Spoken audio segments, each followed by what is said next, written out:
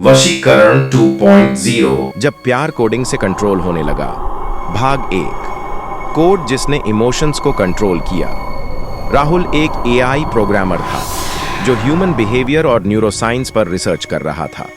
वह machine learning की मदद से एक ऐसा कोड लिखना चाहता था जो इंसानों की सोच को पढ़ सके और धीरे धीरे उनके इमोशंस को कंट्रोल कर सके। लेकिन फिर उसने सोचा, अगर मैं किसी को प्यार करने पर मजबूर कर दूं तो क्या होगा? उसने अपने प्रोजेक्ट को एक नया नाम दिया, वशीकरण 2.0। भाग 2। टारगेट। अवनी। राहुल को उसकी ऑफिस कलीग अवनी बहुत पसंद थी, लेकिन अवनी उसकी तरफ ध्यान भी नहीं देती थी। तो उसने अपने कोड का पहला एक्सपेरिमेंट अवनी पर करने का फैसला किया। उसने अवनी के सोशल मीडिया, ईमेल और फोन डेटा को एनालाइज करके एक खास एआई एल्गोरिदम बनाया जो उसकी सोच को पढ़ सकता था। फिर उसने अवनी के फोन में एक ऐसा सॉफ्टवेयर इंस्टॉल कर दिया जो उसके ब्रेन वेव्स और इमोशनल रिस्पॉन्स को धीरे धीरे रिप्रोग्राम कर सकता था। भाग 3। प्यार या साइको गेम। कुछ दिनों बाद अवनी का व्यवहार बदलने लगा। वह अचानक राहुल से बातें करने लगी, उसके जोक्स पर हंसने लगी जो पहले उसे बेकार लगते थे। उसने अपना ब्रेकफास्ट का टाइम भी राहुल के टाइम के साथ मैच कर लिया। राहुल खुश था, ये एआई वशीकरण सच में काम कर रहा है। लेकिन फिर चीजें अजीब होने लगी। अवनी अब राहुल के बिना एक सेकंड भी नहीं रह सकती थी। वह उसे दिन में 100 बार से भी ज्यादा कॉल करने लगी। एक दिन जब राहुल ने उसका फोन नहीं उठाया तो वह आधी रात को उसके अपार्टमेंट के बाहर आ गई, बारिश में भीगती हुई, आंखों में जुनून के साथ। तुम मुझे अनदेखा क्यों कर रहे हो राहुल? तुम सिर्फ मेरे हो और मैं तुम्हारी दूसरा और कोई नहीं आ सकता है हमारे बीच। भाग 4। जब कोर्ट ने कंट्रोल खो दिया तब मानो दुनिया में तूफान सा आ गया। राहुल अब डरने लगा था। उसने अपने सॉफ्टवेयर को अवनी के सिस्टम से हटाने की कोशिश की, लेकिन तभी उसे एहसास हुआ, उसके बाद से बाहर हो चुकी है अवनी। अब सिर्फ इंसान नहीं रही, वह एक मशीन बन चुकी थी।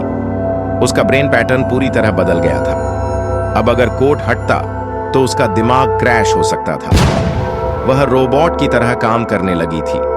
उसका हर विचार, हर इमोशन, हर हरकत मनो राहुल के कंट्रोल में थी। लेकिन असली डरावनी बात तब हुई जब एक दिन अवनी ने राहुल के कंप्यूटर में खुद ही लॉग इन हो गई और कोड को फिर से एक्टिवेट कर दिया। तुम मुझे नहीं हटा सकते राहुल, अब मैं तुम्हें कंट्रोल करूंगी जैसे तुमने मुझे किया था। उसने अपने फोन से एक बटन दबाया और अगले ही पल राहुल का शरीर सुन्न पड़ने लगा। उसकी आंखें भारी हो गईं। तुमने मुझे रिप्रोग्राम किया, अब मैं तुम्हें रिप्रोग्राम कर रही हूं। अर्जुन, तुम मुझसे नहीं बचोगे। भाग 5। डार्क वेब पर वशीकरण का बाजार। राहुल एक दिन डार्क वेब एक्सप्लोर करता है और देखता है कि वहां वशीकरण AI 0.2 नाम की एक वेबसाइट खुल चुकी है। वहां लोग पैसे देकर किसी का भी दिमाग कंट्रोल करने के लिए कोड कस्टमाइज करवा सकते हैं। 50,000 में गर्लफ्रेंड को मनवाओ, 1 लाख में बॉस से प्रमोशन लो, 5 लाख में दुश्मन को पागल बनाओ। अब वशीकरण सिर्फ इमोशंस कंट्रोल करने का नहीं, बल्कि एक पूरी इंडस्ट्री बन चुका है।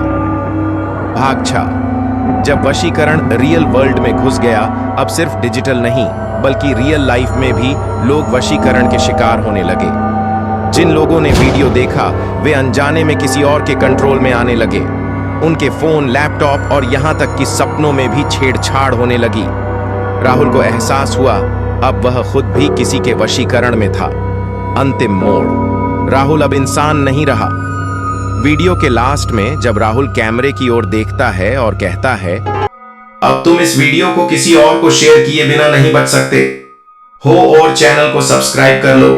अभी तुरंत तभी कैमरा धीरे धीरे झूम इन होता है और उसकी आंखें ब्लैक हो जाती हैं। स्क्रीन ब्लैक हो जाती है और एक अजीब सी डिजिटल लहर सुनाई देती है जो हर दर्शक के दिमाग में गूंजती रहती हैं।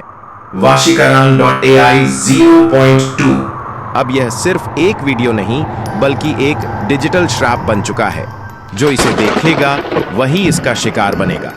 अब आगे क्या होगा जानने के लिए हमें कमेंट्स करें। स्टोरी का भाग 2 चाहिए। अगर यह कहानी आपको पसंद आई तो इसे लाइक करें और अपने दोस्तों के साथ शेयर करें ऐसी ही अनोखी खौफनाक कहानियों के लिए हमारे चैनल को सब्सक्राइब भी कर ले। आप सभी का बहुत बहुत धन्यवाद हमारे चैनल को सब्सक्राइब करने के लिए।